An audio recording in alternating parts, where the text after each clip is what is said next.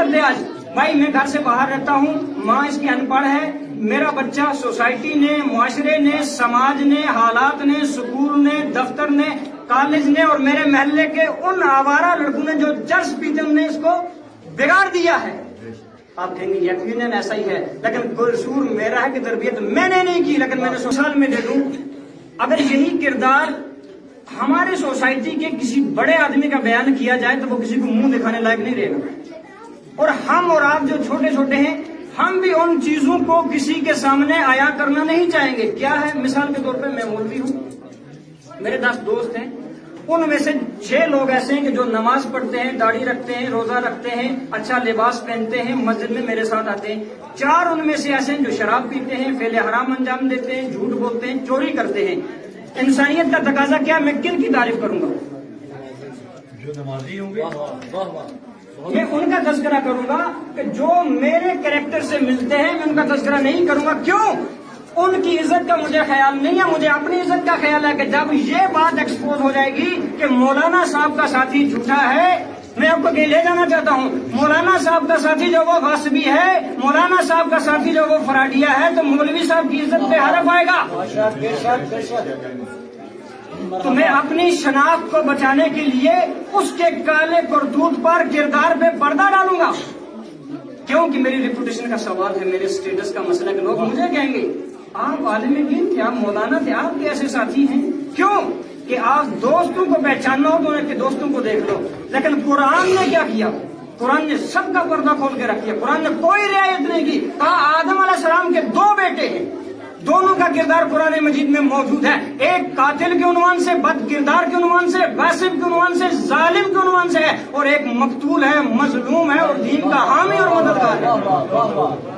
اگر ہمارا بیٹا اور آپ کو ہوتا ہم ایکسکیوز کر دیں آج بھائی میں گھر سے باہر رہتا ہوں، ماں اس کی ان پڑھ ہے، میرا بچہ سوسائٹی نے، معاشرے نے، سماج نے، حالات نے، سکول نے، دفتر نے، کالج نے اور میرے محلے کے ان آوارہ لڑکوں نے جو چرس پیتے انہوں نے اس کو بگاڑ دیا ہے۔ آپ کہیں گے یقیناً ایسا ہی ہے، لیکن قصور میرا ہے کہ تربیت میں نے نہیں کی، لیکن میں نے سوسائٹی میں یہ چیزیں تھوپ دی۔ اب آدم علیہ السلام کیا کہیں گے؟ اگر آپ کا بیٹا بد کردار نکل گیا، آدم علیہ السلام کیا جواب دیں گے؟ سکول والوں نے تباہ کر دیا، سوسائٹی والوں نے تباہ کر دیا، معاشرے والوں نے تباہ کر دیا؟ نہیں، پھر کس نے کیا؟ سوال ہے کہ کس نے کیا؟ کہا کہ یہ شروع سے ویسا ہی تھا۔ میں ایک نقطے کی طرف آپ کو لے کے جا رہا ہوں، سوال آگے بڑھا، نوح علیہ السلام کا زمانہ آیا، جو میں نے آیت پڑھی ہے، آیت کا بظاہر ترجمہ یہ ہے کہ نوح علیہ السلام اور حضرت لوط علیہ السلام کی بیویاں جنہوں نے ہمارے نیک بندوں سے خیانت کی ہے۔ دیکھیے یہ نقطہ جا کے کہاں پہنچے گا؟ کسی سے سببی رشتہ داری، کسی سے نسبی رشتہ داری، کیونکہ ایک زمانہ ایسا آئے گا سورہ تحریم میں کہا جائے گا پیغمبر یہ آپ کی بیویاں نہیں ہیں، کہ جو پیغمبر کی ذات پہ شک کریں 3 دن تک پیغمبر ان سے بات نہ کریں، اور جو میدان میں آ جائیں صلوات پر محمد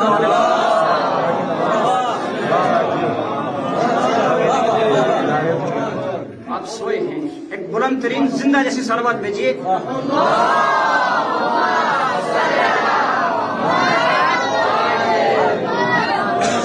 بھائی میں نے جب بھی اس ممبر پہ قدم رکھا، میں نے ایک ہی چیز اپنے سامنے رکھی ہے جو کنٹراڈکٹری نہیں ہے۔ میں کسی کتاب کا ریفرنس آپ کو نہیں دوں گا، میں اس کتاب کا ریفرنس دوں گا کہ جسے ہر ایک مانتا ہے، چاہے ہمارے مذہب کا ہے یا غیر مذہب کا ہے۔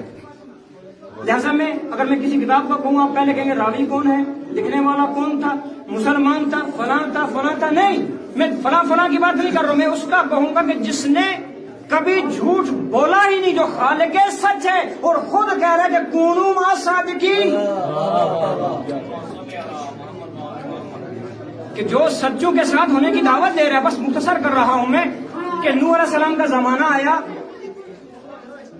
آواز کیا آئی کہ نوح علیہ السلام کی بیوی اور لوط علیہ السلام کی بیوی ہمارے نیک ترین، صالح ترین اور اولو العزم پیغمبروں کی زوجیت میں ہیں، لیکن ان دونوں نے خیانت کی، اللہ نے ان کے گلے میں لعنت کا توق ڈال دیا۔ توق بہت پہلے سے چلتا ہے بھائی، میں آپ کو کہہ رہا ہوں کہ قرآن نے سب الفاظ سب کریکٹر محفوظ رکھے ہیں صرف اس لیے تاکہ ان کا کردار دیکھو تو صالحین کے کردار کو اپناتے چلے جاؤ. ان کے گلے میں لعنت کا توق ڈال دیا تو توہین کس کی ہوئی معاذ اللہ؟ نبی کی نہیں، نبی کا کردار بیان کیا گیا. آگے بڑھیے. فرشتوں کے ساتھ ایک بندہ ان کی امامت کر رہا ہے مگر ہے مالون زمانہ، تو ہم کہیں گے بار الہ یہ فرشتوں کی توہین نہیں ہے کہ ان کی صف میں تو نے لا کے اتنا بڑا بد کردار بندہ کھڑا کر دیا. کہا آگے چلو میں بتاؤں گا. کہا خانہ کعبہ کی باری آئی، گھر کس کا ہے؟ اللہ کا ہے. قبضہ کس کا ہے؟ قبضہ کس کا تھا؟ بتوں کا تھا. گھر کس کا ہے؟ یہ توہین ہے یا عزت ہے؟ بظاہر توہین ہے لیکن عزت ہے. یعنی کہنے والا یہ کہنا چاہتا ہے ہمارے گھر پہ اگر ہمارا قاتل ہی کیوں نہ آ جائے، مصلحت کے طور پہ وہ استسلام قبول کر لے، مال کی لالچ میں آ جائے، جان بچانے کی خاطر آ جائے، یا کسی ازدواجی رشتہ دے کر آ جائے، ہم اسے دھتکارتے نہیں.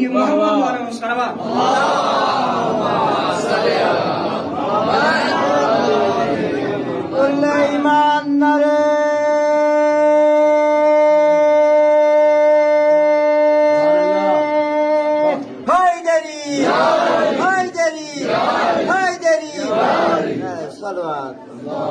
نوح علیہ السلام کشتی بنا رہے ہیں. دیکھیے جہاں تک قرآن مجید میں مختلف تذکرے آئے، کہا کہ وَأَنْجَيْنَهُ أَصْحَابَ السَّفِينَةِ. عجیب جملہ ہے. صحاب مطلب ساتھی، خلفاء، دوست، جانشین، اپنے بعد آنے والے، پیروی کرنے والے.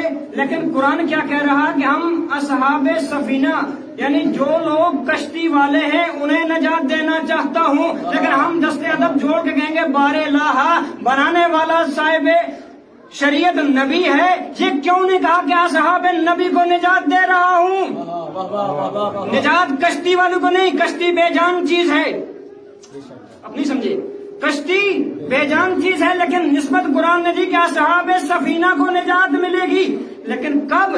جو کشتی میں سوار ہوگا. اب ہم اس تذبذب میں پڑھ کے بار الہ جو بھی کشتی میں سوار ہو جائے یا جس بھی کشتی میں سوار ہو جائے اس کو نجات کا نہیں.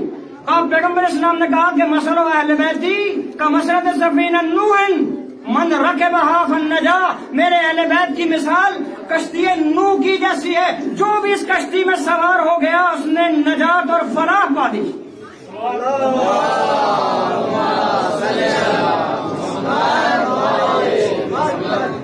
قصہ آگے بڑھا.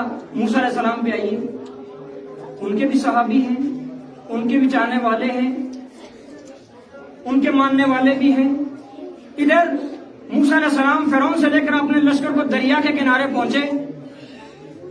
فوج کے درمیان میں ایک تذبذب مچ گئی. بار الہ سامنے دریا ہے، پیچھے فرعون کا لشکر ہے، جائیں تو کہاں جائیں؟ دیکھیے نبی کے ساتھ ہیں، صاحب شریعت پیغمبر کے ساتھ ہیں، صاحب اعجاز اور معجزہ پیغمبر کے ساتھ ہیں، مگر پھر بھی شک کر رہے ہیں.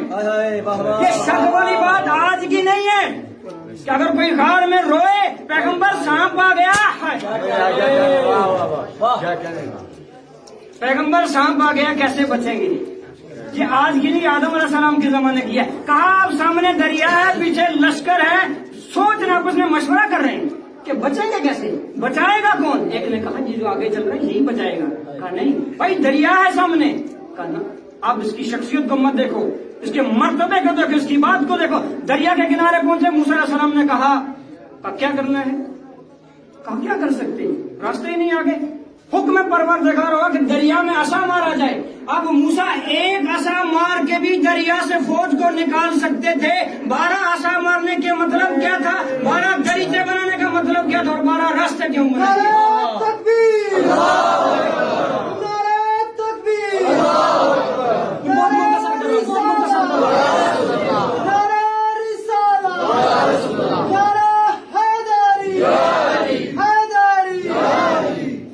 اس لیے 12 راستے بنا رہا ہوں، میں پیغام دے رہا ہوں کہ 12 کے بارے میں تا قیامت ایک جھگڑا رہے گا، کیونکہ میرے بھی 12 نقیب ہیں، ان کی مثال دی جائے گی کہ پیغمبر کے بھی 12 جانشین ہوں گے۔ عیسیٰ نے کہا کہ میرے بھی 12 حواری ہیں، تو دلیل کے طور پر ان 12 کو پیش کیا جائے گا۔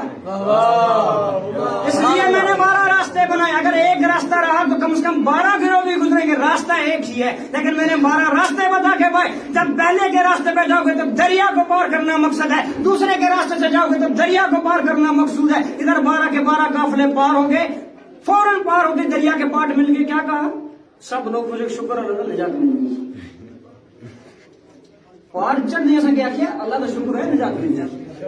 کس نے بچایا؟ دیکھیے کہ ہمیں فکر ہے صاحب شریعت نبی کے ساتھ چل کے اپنی جان بچانے کی، نبی کی نہیں۔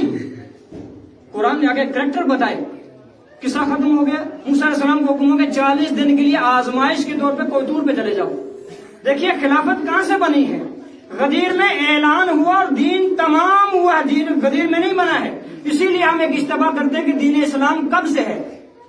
کب سے دین اسلام؟ دنیا کا سب سے قدیم ترین مذہب کون سا ہے؟ کیسے؟ تاریخ میں ایسا کچھ نہیں۔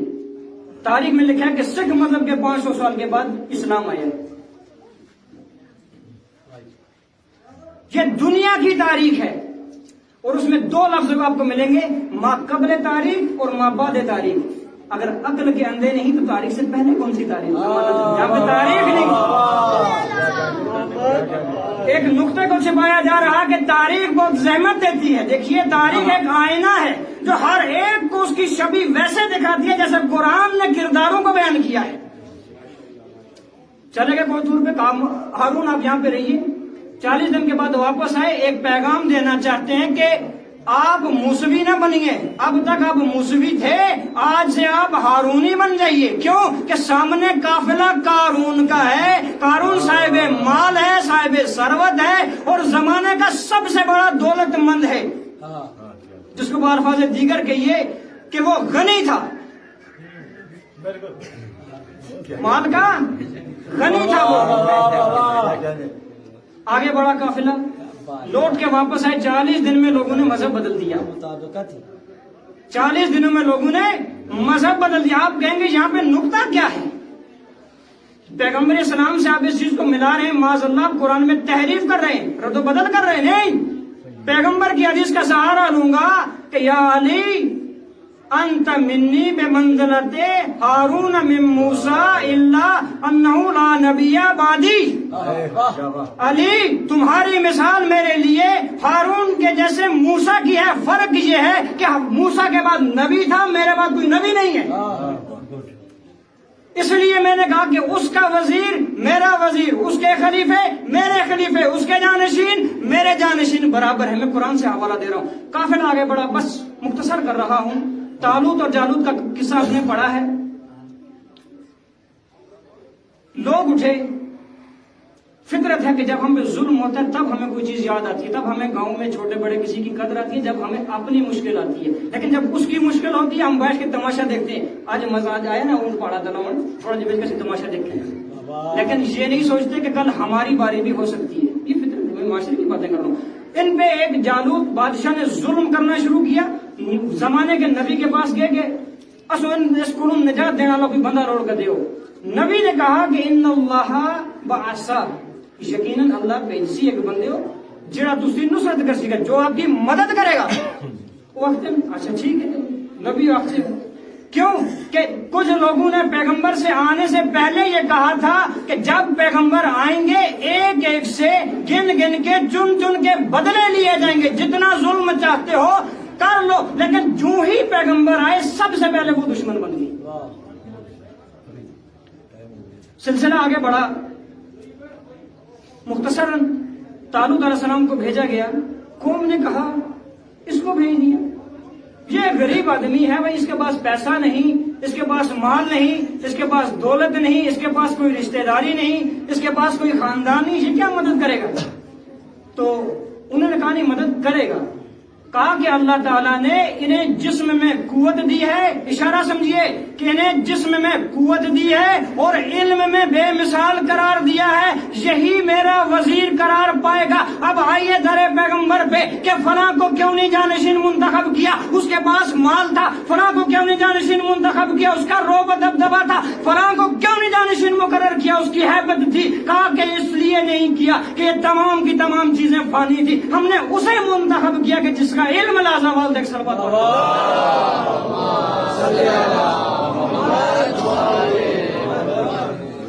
بس ربط مسائل یہ ہے کہ امام حسین علیہ السلام نے کیوں کہا کہ میرے اصحاب، میں فخر کرتا ہوں اپنے اصحاب پہ، میں غرور کرتا ہوں اپنے اصحاب پہ کہ جیسے اصحاب مجھے ملے ویسے اصحاب نہ میرے نانا محمد مصطفیٰ صلی اللہ علیہ وسلم کو ملے، نہ ویسے اصحاب علی مرتضیٰ کو ملے، نہ ویسے اصحاب میرے بھیا حسن مرتضیٰ کو ملے۔ میرے جو بلا رہے تھے یہ بھاگ جاتے تھے، میں کہہ رہا ہوں تم چلے جاؤ، لیکن یہ کہہ رہے ہیں مولا ایک مرتبہ کیا تو 70 مرتبہ بھی ہماری جانوں کے ٹکڑے کیے جائیں، ہماری لاشوں پہ گھوڑے دوڑائے جائیں، پھر بھی ہم واپس جانا نہیں چاہتے ہیں۔